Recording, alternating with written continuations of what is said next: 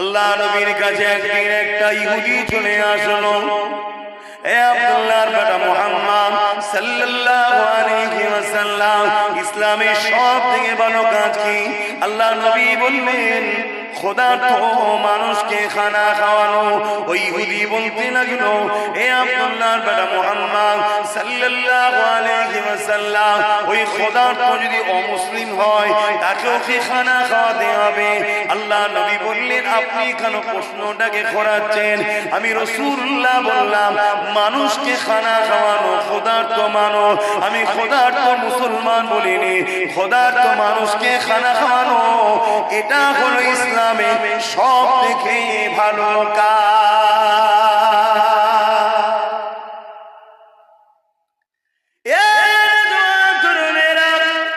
একটা হলো ব্যক্তি জীবনের কল্যাণ, আর একটা হলো সমাজ জীবনের কল্যাণ। নামাজ পড়েছি, পড়বো, পড়বে, এটা হলো ব্যক্তি জীবনের কল্যাণ। কিন্তু সমাজকে যদি চোর মুক্ত করা যায়, এই সমাজের মানুষগুলো নিরাপদ থাকবে।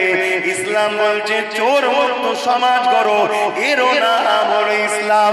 নামাজ যেমন পড়ার নাম ইসলাম, সমাজকে চোর মুক্ত করা এরও নাম হলো ইসলাম।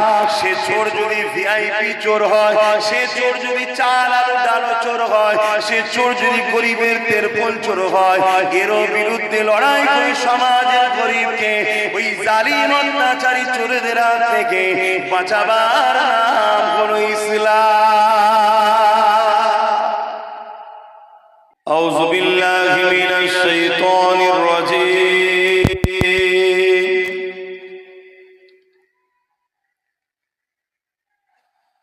বিসমিল্লাহির রহমানির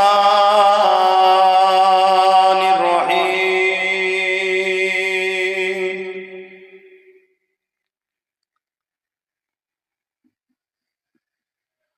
আলহামদুলিল্লাহ আলহামদুলিল্লাহ নাহমাদুহু ওয়া নাস্তাঈনুহু ওয়া নাস্তাগফিরুহু ওয়া নু'মিনু বিহি ওয়া নাতাওয়াক্কালু আলাইহি ওয়া নাউযু বিল্লাহি মিন শুরুরি আনফুসিনা ওয়া মিন সাইয়্যাতি আমালিনা।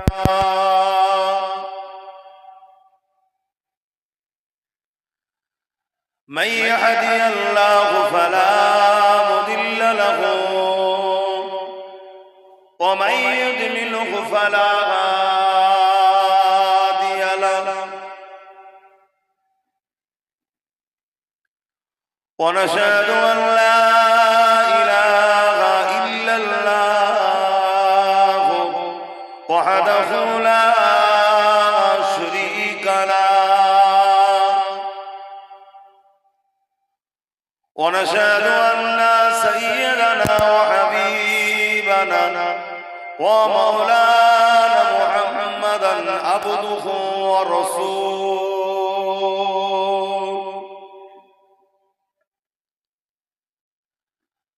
أما بعد فيا أيها الحاضرون رحمكم الله. قال الله تعالى في كلام المسيح والفرقان الحميد.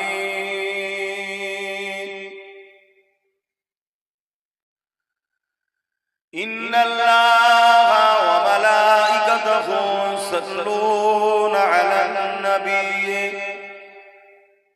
يا أيها الذين آمنوا صلوا عليه وسلموا تسليما. اللهم صل على मेरे आँखों की बुझली में जलवा मोहम्मद का, मेरे दिल के आईने में नक्शा है मोहम्मद का, कोई जन्नत में जाएगा, कोई दोज़ख में पहुंचे,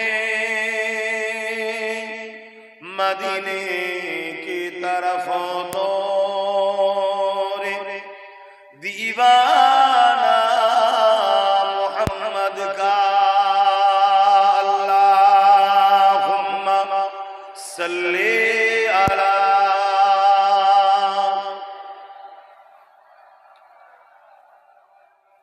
वला आले।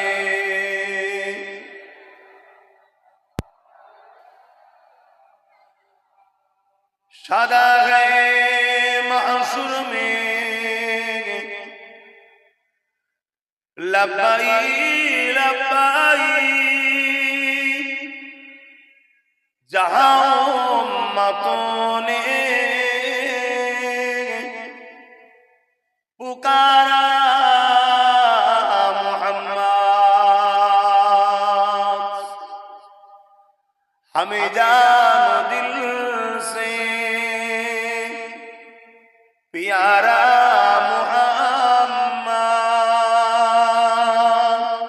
मोहम्मद के खामों है हमारा मोहम्मद। अल्लाहुम्मा सल्ली अला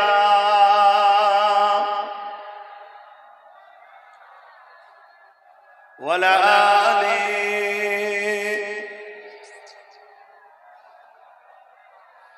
कलमे ला इलाहा इल्लल्लाह,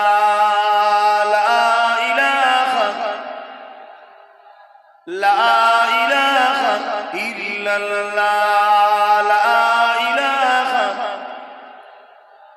ला इलाहा इल्लल्लाह मुहम्मदुर रसूलुल्लाह। सल्ले अला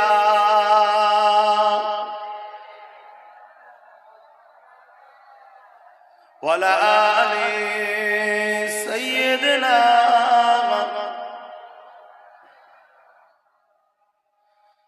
বাপেরা, নওজওয়ানেরা, তরুণেরা, আল্লাহ পাক পাঠিয়েছে, ছেড়ে দেয়নি। আমার নবী পাকের মিশনটা কি ছিল? এই দুনিয়া জমিনে অন্যায় ছিল, অন্যায়কে মিটাবা। এই দুনিয়া জমিনে সন্ত্রাসী ছিল, সন্ত্রাসকে মিটিয়ে দেওয়া। এই দুনিয়া জমিনে হিংসা ছিল, হিংসাকে মিটিয়ে দেওয়া। এই দুনিয়া জমিনে কাটাকাটি খুনোখুনি ছিল, আল্লাহ নবী ওগুলো মিটাতে এসেছিল। এ যুবকেরা, তরুণেরা, বাপেরা, এই জমিনে নারীদের উপরে জুলুম হতো, আমার নবী পাক নারীদের সম্মান বাঁচিয়েছে, জুলুমকে বন্ধ করেছে, জেনকে পুঁতে দেওয়া বন্ধ করেছে। এই জমিনের উপরে নেশা ছিল, আল্লাহ নবী নেশা মুক্ত সমাজ করেছে। এই জমিনের উপরে মানুষের গলায় বেল্ট কোমরে বেড়ে দিয়ে বাজারে নিলামে তোলা হতো, ধনীরা তাদেরকে কিনে নিয়ে যে গোলাম বানাতো। আল্লাহ নবী এগুলোকে মিটিয়ে দিয়েছে, বন্ধ করেছে। এ যুবকেরা, তরুণেরা, বাপেরা, তত্ত্ব বলে যাচ্ছে, মন দিয়ে শোনে। আমার নবী পাক মেরাজে গেলেন, ওখান থেকে নামাজ এনেছিলেন। তার আগে তো আমাদের জন্য নামাজ ফরজ ছিল না। আমার নবী পাক কেমন করে 570 খ্রিস্টাব্দে দুনিয়ায় এসেছে, 40 বছর বয়সে নবুয়তের এলান করেছে। 540 ইন্টু 70, এই 570 ইন্টু 40 610 বছর হয়। এবং নবী পাক মেরাজে গেছে 621-এ। এই 11টা বছর ধরে আল্লাহ নবী কি করেছে? আল্লাহ নবী 11টা বছর ধরে অত্যাচারী শাসকদের বিরুদ্ধে আল্লাহ নবী মুসলিমের পাশে, গরিবের পাশে, এতিমের পাশে, বিধবার পাশে, শোষিত বঞ্চিত মানুষের পাশে দাঁড়িয়ে জালিম শাসকদের বিরুদ্ধে আল্লাহ নবী সংগ্রাম করেছে, লড়াই করেছে। এই যুবকেরা, তরুণেরা, এই 11টা বছর ধরে পৃথিবীর অন্যায় অত্যাচারকে খতম করে দিয়ে আল্লাহর জমিনে ন্যায়, সত্য, ইনসাফ, ইনসানিয়াত, সাম্য প্রতিষ্ঠিত আমার নবী পাক করেছিলেন। আরো জোরে বলুন সুবহান। কাছে একদিন একটা ইহুদি চলে আসলো। এ আব্দুল্লাহর বেটা মুহাম্মদ সাল্লাল্লাহু আলাইহি ওয়াসাল্লাম, ইসলামের সবথেকে বড় কাজ কি? আল্লাহ নবী বললেন খোদার্থ মানুষকে খানা খাওয়ানো। ওই ইহুদি বলতে লাগলো, এ আব্দুল্লাহর বেটা মুহাম্মদ সাল্লাল্লাহু আলাইহি ওয়াসাল্লাম, ওই খোদার্থ যদি অমুসলিম হয় তাকেও কি খানা খাওয়াতে হবে? আল্লাহ নবী বললেন, আপনি কেন প্রশ্নটাকে ঘোরাচ্ছেন? আমি রাসূলুল্লাহ বললাম, মানুষকে খানা খাওয়ানো খোদার্থ মানো। আমি খোদার্থ মুসলমান বলিনি, খোদার্থ মানুষকে খানা খাওয়ানো এটা হলো ইসলামে সব থেকে ভালো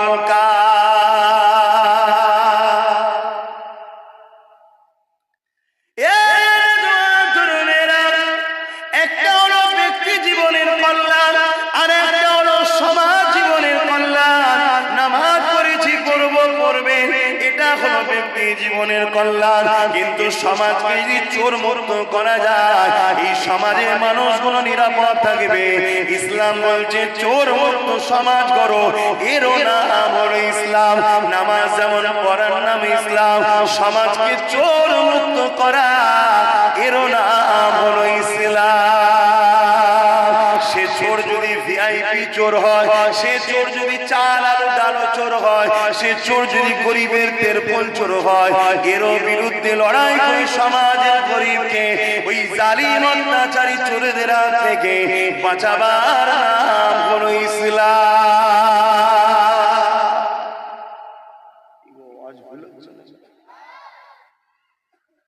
সবই ঠিক আছে, আপনি চাল আলু পেঁয়াজ তেল বলে চলে গেলেন কেন? এ চোর তো বাজারে ঘুরছে, ভিআইপি গাড়িতে ঘুরছে, আগে পিছু পুলিশ পাহারা দিচ্ছে, কে যাচ্ছে? চোর যাচ্ছে। ভুল বলছে? আর আমরা মুসলমান ওই চোরদেরকে সাপোর্ট করে বলছি মুসলমান আমরা। তা আল্লাহ মারবে না? আল্লাহ ডাইরেক্ট নেমে এসে মারবেন নাকি? তো মারার অনেক কল আছে না নাই? হ্যাঁ, কোরআনের সূরা বাকারার মধ্যে আল্লাহ কি বলছে? তোরা যখন আমাকে আর হাবিবকে ভুলে যে যাদের অনুসরণ করবি আমি আল্লাহ তাদেরকেই ক্ষমতায় বসে তোদেরকে জিল্লাত দেব। দেখুন মাথায় বসিয়ে দিয়েছে সব আমার করছে না করেন। এ তো খোদার মার, এ তো খোদার মার। আপনি বলছেন মসজিদ চলে যাচ্ছে, মা তো খোদার মার। আমার আল্লাহ কি তোমার আমার তৈরি করা মসজিদ দিকে তাকিয়ে আছে নাকি? আমার আল্লাহ কি তোমার আমার তৈরি করা মাদ্রাসার দিকে তাকিয়ে আছে? হ্যাঁ, আমি কি বললাম?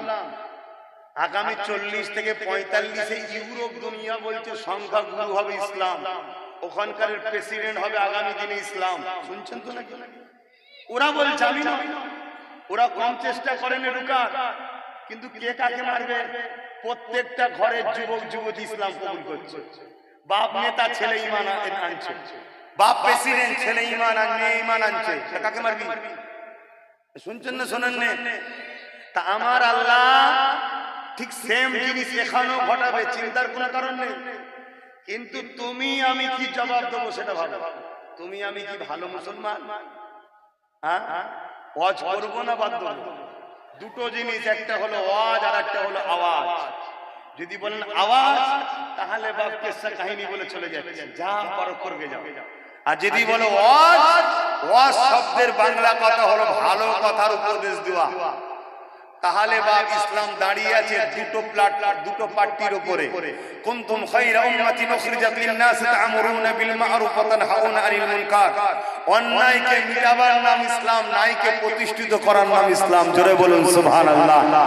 আজকে আমার দেশের বা আমার রাজ্যের 90% মুসলমান অন্যায়কে সাপোর্ট করে। তাহলে খোদার গজব আমাদের উপরে হওয়া দরকার আছে না? না, তাই তো হচ্ছে। কেমন গজব হচ্ছে জানেন না? এই পাশে আমডাঙ্গায় কি হলো জানেন না? জানেন খবর রাখে? হ্যাঁ, না একটু বলবো, ছোট্ট করে বলছি। আমডাঙ্গায় কি হলো জানেন না? আমডাঙ্গায় একটা ছেলে, বা এক কথাই বলতে পারি একটা মানবরূপী পশু। কেন? যারা সমাজে অশান্তি লাগায়, সে মুসলিম ঘরে জন্ম হোক আর যে কোনো ধর্মে জন্ম হোক, তার পরিচয় হলো সে মানবরূপী পশু। হতে পারে আমার ধর্ম জন্ম হয়েছে, কিন্তু পশু। যদি কেউ সমাজে ফিতনা লাগায়, কেন? মানুষের কাজ ফিতনা লাগানো নয়, মানুষের কাজ জুড়া। মানুষ মানুষকে জুড়বে, আমার রাস্তা, আমার বিশ্বাস, আমার ধর্ম, আমার চাহাত আমার হতেই পারে, কার কি পছন্দ তার কাছে, কিন্তু সেও মানুষ আমি মানুষ, দুজনকে জুড়ে এক বাজারে যাব, এক হাটে থাকবো, এক দেশে থাকবো, মিলেমিশে থাকবো, এটাকে বলা হয় মনুষ্যত্ব। কিন্তু আমডাঙ্গাতে একটা মানুষের ঘরে মানবরূপী দুপায়ে পশুর জন্ম হয়েছে। সে অলরেডি জন্মসূত্র পশু ছিল বলে আমার মনে হচ্ছে না, কারণ মানুষের পেটে এসছে, মানুষই ছিল, কিন্তু তার ব্রেনকে একদল পশুরা ওয়াশ করছে। যেমন আবু জেহেল ওয়াশ করেছিল লোকের ব্রেনকে মুহাম্মদ রাসূলের বিরুদ্ধে, তা আজও সমাজে একদল আবু জেহেল আছে। আজকে সমাজের মূর্খ অশিক্ষিত ছেলেদের ব্রেনকে ওয়াশ করছে ইসলাম ও মুসলমানের বিষয়ে। যেমন আমরা ছোটবেলা থেকে জানি সাপ দেখলেই আমরা মারি, তাই তো নাকি? কেন?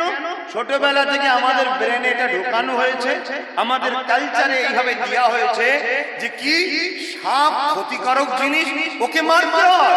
ঠিক তেমনি এই ভারতবর্ষে কয়েক হাজার স্কুল আছে, যে স্কুলে ছোট্ট ছোট্ট বাচ্চা থেকে শুরু করে ট্রেনিং দেওয়া হচ্ছে মুসলমান মানে এদেরকে মারতে হয়, ইসলাম মানে এটা সমাজ বিরোধী আতঙ্কবাদী জঙ্গিবাদ, ইসলাম মানে এটাকে ধ্বংস করে দিতে হবে, না হয় আমরা শান্তিতে থাকতে পারবো না। কেন এই কথাটা ঢুকাচ্ছে?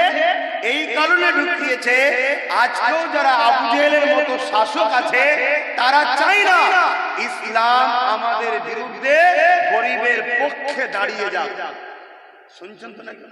তাই না থাকবে ইসলাম, না থাকবে গরিবের বাঁচাবার কোন সাহারাকারী, না থাকবে ইসলাম, না থাকবে ওই নিচু জাত বলে যাদেরকে অপমান করে গলায় ঘুঁটি দিয়ে রেখেছিলাম, গরিবের নওয়াজ এসে যাদেরকে বাঁচিয়েছিল, আজকের দিনও ওই গরিবের নওয়াজের ইসলাম যেন মানুষ না পায়।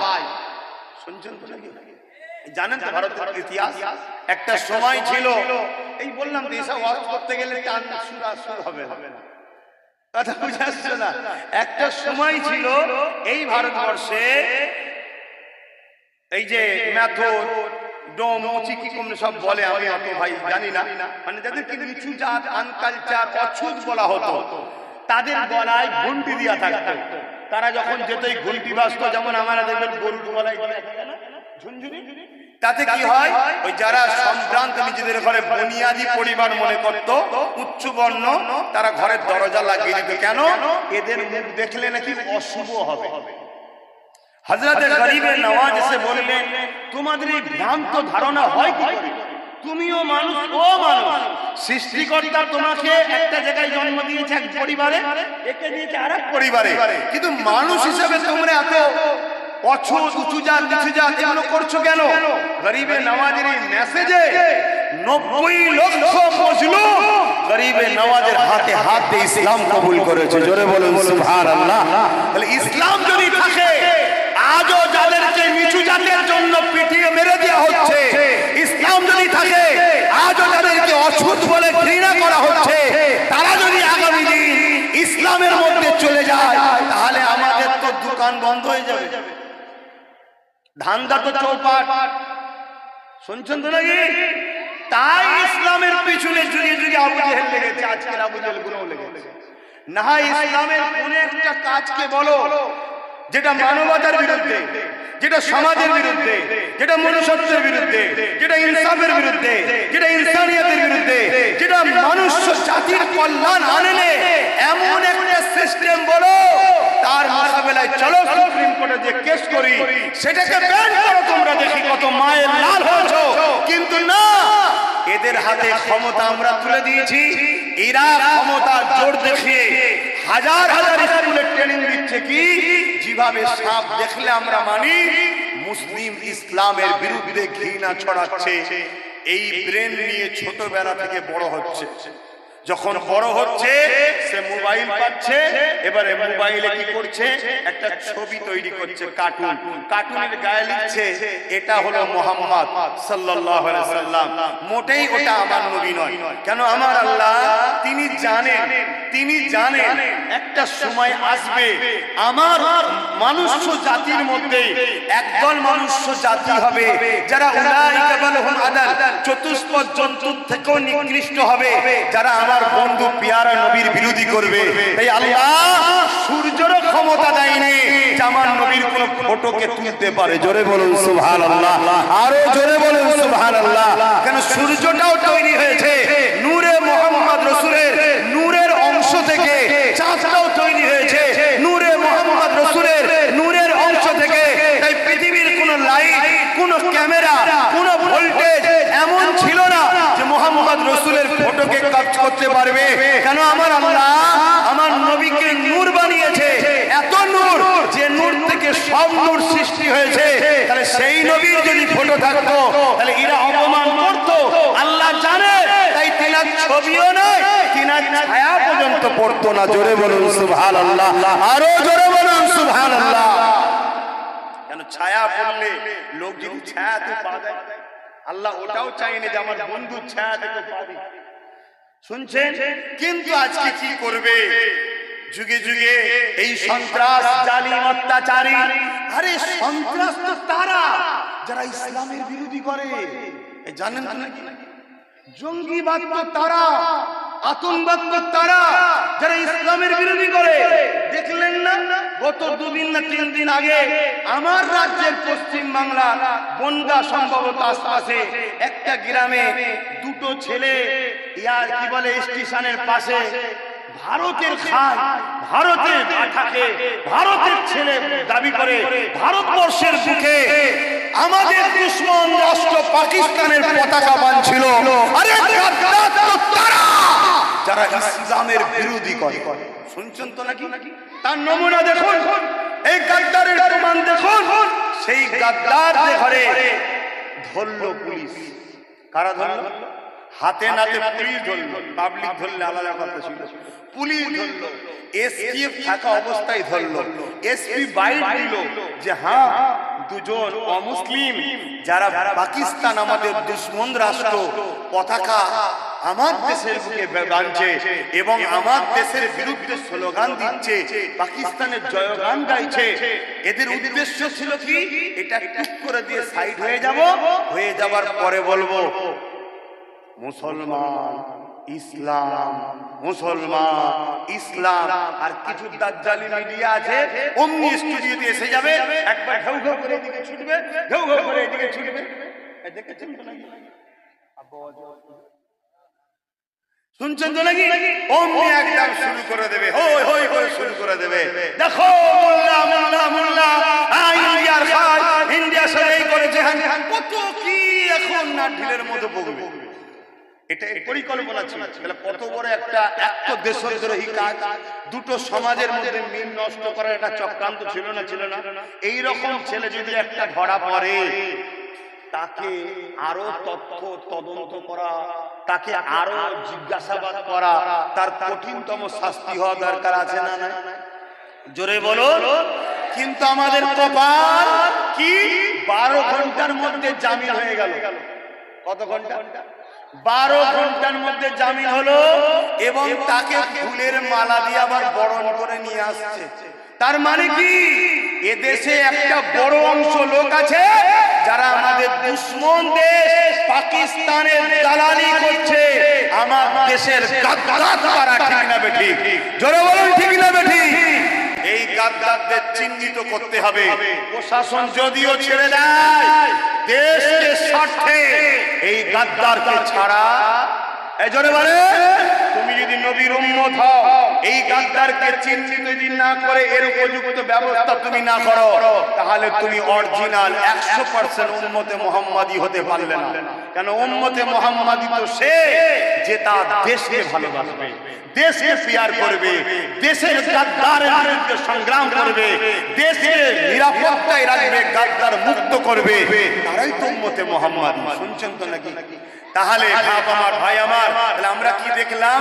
একটা দেশদ্রোহী, একটা গাদ্দার, সে 12 ঘন্টার মধ্যে জামিন পায়। আর আমার বাংলায় ওয়াকফ কালা কানুনের বিরুদ্ধে আন্দোলন করতে যাওয়ার জন্য 1000-এর উপরে মুসলিম ছেলে শুধু ভাঙরে কেস খায়।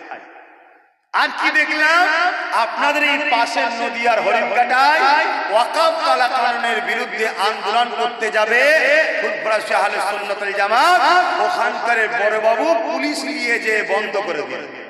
শুনছেন তো নাকি? আমার ডেট এখন ফাঁকা নেই, কিন্তু আগামী 1 মাসের মধ্যে হরিণঘাটায় আমি আসছি। কোন বড় বাবু কি করছে সেটা একটু আমাদেরও দেখার দরকার আছে না নাই? এ কথা বলেন, দরকার আছে না নাই? কেন হিজড়ের মতো কথা বুঝে আসছে, জিন্দেগি কাটিয়ে লাভ নাই। কথা মাথায় ঢুকছে না? ঢোকে না? অসহায় আমরা নয়, অসহায় আমরা নয়। নামারদের মতো জিন্দেগি কাটিয়ে লাভ নেই। 1000 বছর কচ্ছপের মতো বেঁচে থাকার থেকে, 1000 বছর কচ্ছপের মতো বেঁচে থাকার থেকে একদিন বাঁচবো বনের রাজা সিংহের মতো বাঁচবো। ঠিক না বেঠে? জোরে বলুন, ঠিক না বেঠে? অন্যায়ের বিরুদ্ধে লড়াইয়ের নাম হলো ইসলাম। আজকে আমরা অন্যায়কে আশ্রয় দিচ্ছি বলেই তো আল্লাহ আমাদের উপরে জালিমকে বসিয়ে দিয়ে আমাদের উপরে অন্যায় হচ্ছে। শুনছেন না? শোনেন? তাহলে অন্যায়কে আশ্রয় দেওয়া যাবে? কত বড় একটা সন্ত্রাস, তাকে ছেড়ে দেওয়া হলো।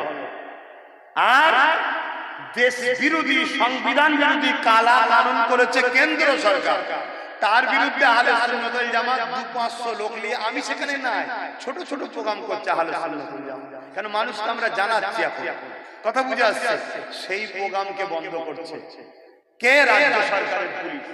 তাহলে দাল মে কুছ কালা হ্যাঁ নেই আছে না? না। এর আমডাঙ্গার কথাটা বলতে গিয়ে চলে গেলাম। আমডাঙ্গায় ওই ছেলেটা কি করলো, এই ফটোর গায়ে হুজুর হাসান নাম লিখে এবারে অনেক কুৎসি বিয়াদবিমূলক কর্মকাণ্ড করেছে। এইটাকে নিয়ে এলাকার মানুষ প্রশাসনের দ্বারস্থ হয়েছে। মন দিয়ে শোনে, প্রশাসনের দ্বারস্থ হয়েছে, প্রশাসনকে জানিয়েছে। প্রশাসন গুরুত্ব দেয় না। প্রশাসন কেন গুরুত্ব দেয় না? জোরে বলে কথা বলবেন। প্রশাসন এজন্য গুরুত্ব দেয় না, কেন? প্রশাসনের ওপর থেকে চাপ আছে। এই যে হরিণঘাটায় যেটা বললাম, ও বেচারিরও ওপর থেকে বলুন চাপ আছে। আর ওপর থেকে চাপ কারা দেয় একটু বলবেন না? শাসক। আর শাসককে ক্ষমতায় আনে কারা? তাহলে বাঁশ নিজের তো নিজেরাই নিচ্ছি। কথা খারাপ লাগছে? ক্ষতি আমরা তো আমাদের নিজেদেরই করছি নাকি? এ কথা মাথায় ঢুকছে না? ঢোকে না? হ্যাঁ, কষ্ট হচ্ছে কথা নাকি? বাপ আমার এখনো বোঝেন, আমার ভাষা ঠিক থাকছে না তো? খারাপ লাগছে নাকি? আর কি মিষ্টি কথা বলবো। এই জাতকে আমরা নিজেরা শেষ হলাম। যদি আমরা শেষ হয়ে যাই, শেষ হয়ে যাক, আমরা আমাদের বাচ্চাগুলোকে শেষ করে যাচ্ছি। এই ছোট ছোট বেগুনা বাচ্চাগুলো কি অপরাধ? ইসলাম ঘরে জন্ম নেওয়ার জন্য এদেরকে রাস্তাঘাটে হত্যা করা হচ্ছে, এদেরকেও ধরে পিটানো হচ্ছে। ছোট ছোট বাচ্চাদের ঘরে, এরা মাদ্রাসায় পড়ছে, ছোট্ট ছোট্ট বাচ্চা, এদের ঘরে জঙ্গি আতঙ্কবাদ বলা হচ্ছে। আর যারা প্রকাশ্য অগ্নি অস্ত্র নিয়ে ঘুরছে তাদেরকে দেশভক্ত বলা হচ্ছে। কেন? ওদের আব্বারা দেশের মাথায় আছে, আর আমাদের আব্বারা ওদের আব্বাদের পাশে আছে। কথা মাথায় ঢুকছে না? ঢোকে না? রাগ হলে বার কিছু করেন নেই। আমারও ভেতরটা জ্বলছে, তো আমারও ভেতরটা জ্বলছে। কথা বুঝে আসছে তো? সেই জায়গায় কি হলো? প্রশাসন গুরুত্ব দিল না, কেন? ওপর থেকে চাপ আছে। শোনেন, এটা সাজানো একটা পরিকল্পনা চলছে।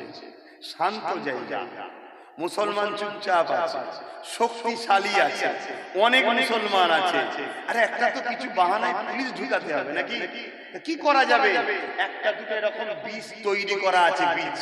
তাকে অমনি বলে দিল তুই এই কাজ কর, তুই এই কাজ কর, তোর কোনো চিন্তা নেই। আচ্ছা, গভর্নমেন্ট যদি বলে এই কাজ কর, কোনো চিন্তা নেই, বা ওপরের কোনো ভিআইপি নেতা যদি বলে এই কাজ কর, তোর কোনো চিন্তা নেই, ভাই সে সাহস পাবে না? পাবে না? তোকে যদিও খুব চাপাচাপি হয়, তুলতে যদিও হয়, ভাড়া হালকা দিয়ে দেবো রে, পুলিশ আমার, কোর্ট আমার, নেতা আমার, থানা আমার, সব আমার। তোর জন্য 7 স্টার থানা করে দেবো।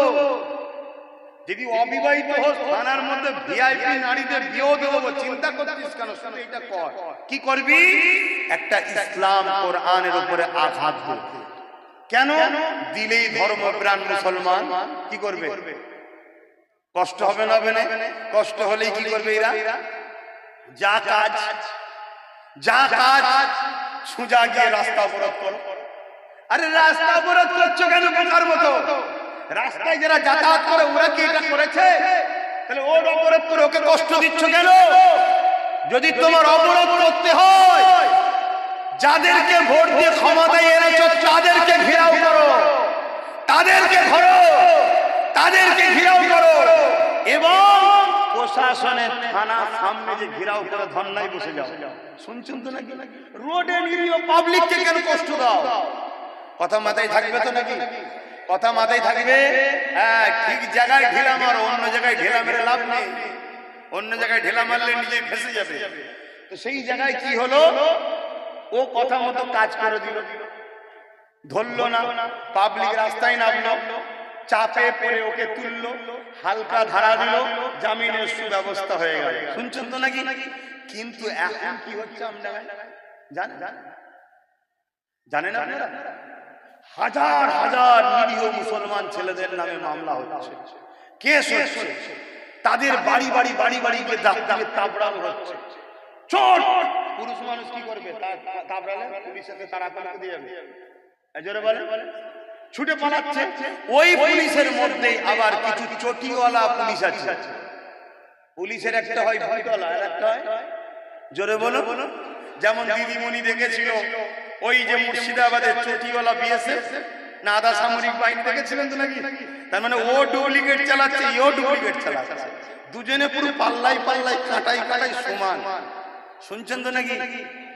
কিন্তু একটু চালা, এ মোল্লাদেরকে ভাতা দিয়ে কিনে রেখেছে। আর ওর মোল্লা লাগে না, ও মোল্লা সাফ করছে ডাইরেক্ট মোল্লা বিরোধীদের নিয়ে কাজ সারছে। শুনছেন তো নাকি? কিন্তু বাংলায় মোল্লা ছাড়া অসুবিধে আছে তো। মোল্লা বাংলায় 40%। ফট করে যদি অন্যদিকে গোল এলায় তাহলেই তো চিৎপাত হয়ে যাবে। ওই জন্য এখানে মোল্লাকে দরকার, তাই মোল্লা কিনে রেখেছে। কিন্তু এই মোল্লা সেদিন আর লাগবে না যেদিন ওদের পরিকল্পনা প্ল্যান পুরো তৈরি হয়ে যাবে। কথা মাথায় ঢুকছে? এই অসুবিধা হচ্ছে নাকি? তো যাই হোক, তারপরে কি হলো? হাজার হাজার ছেলেদের নামে কেস। ছেলেরা সব ছুটছে, তাবড়া দিচ্ছে। পুলিশের সাথে 2 নম্বর চটিওয়ালাও ঢুকছে।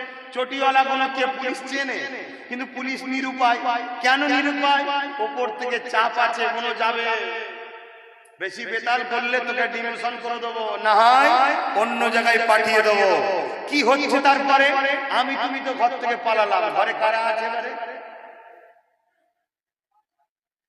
বাকিটা কি হচ্ছে আর গল্প খুলে না বুঝে পাচ্ছ? বাকিটা মাথায় ঢুকছে না? ঢোকে না? কি জুলুমটা হচ্ছে এবার মাথায় ঢুকছে।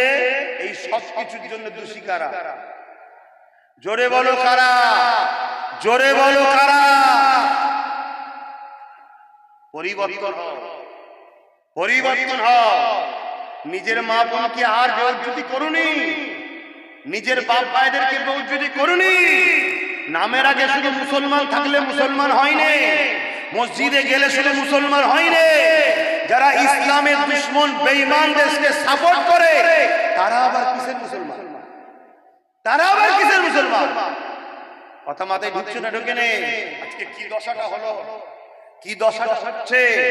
যদি আব্বাস সিদ্দিকীর কথা শুনে চেয়ারের একটা পায়া থাকতো, বলো, ধরো যে বসে আছে সেই বসে আছে, 3টে পায়া ওর, একটা পায়া আমাদের, তাহলে এই জুলুমটা করতে পারতো? কথা বলেন পারতো? কেন পা খুলে নিলে সরকার পড়ে যেত। কথা মাথায় ঢুকছে না? ঢোকে নেই?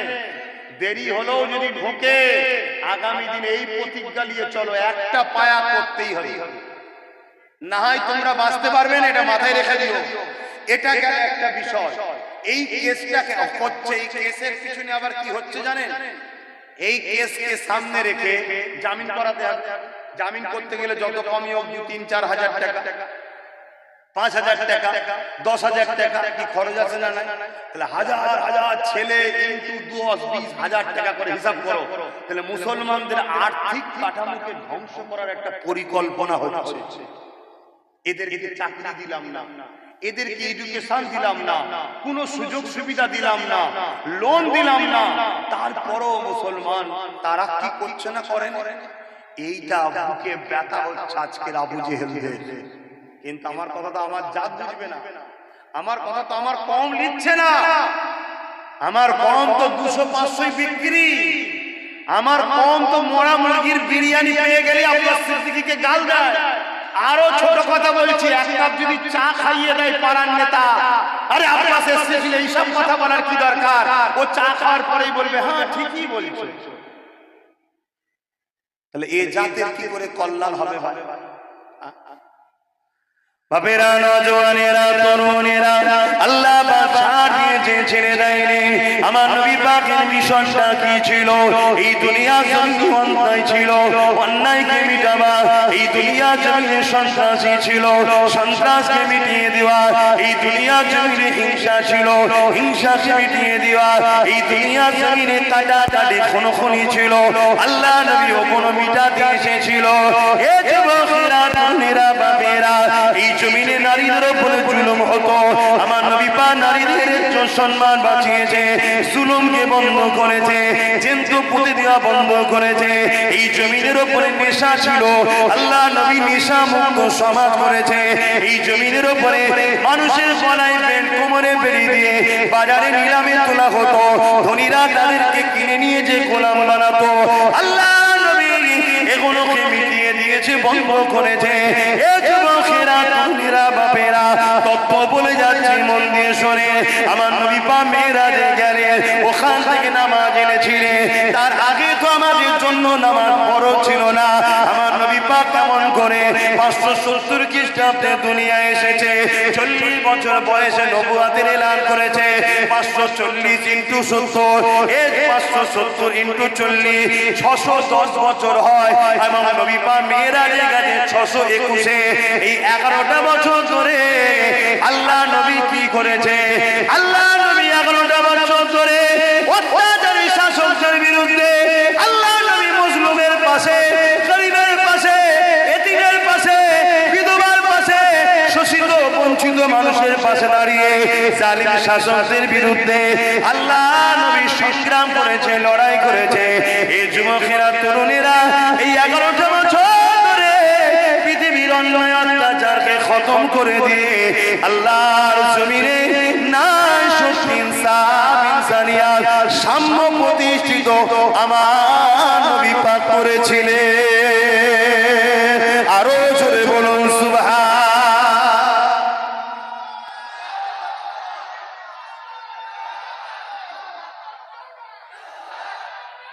আল্লাহ। আজকে যে সব ছেলেরা ইসলামের বিরোধী করছে আজকের দিনে, এরা জানে না ইসলাম এদেরও জন্য মুক্তির আওয়াজ তুলছে। ইসলাম এদেরকেও বাঁচাতে চায়, ইসলাম এদেরকে নেশার হাত থেকে বাঁচাতে চায়, ইসলাম এদেরকে স্বৈরাচারী শাসকের হাত থেকেও বাঁচাতে চায়। এরা জানে না এদের ব্রেনকে ওয়াশ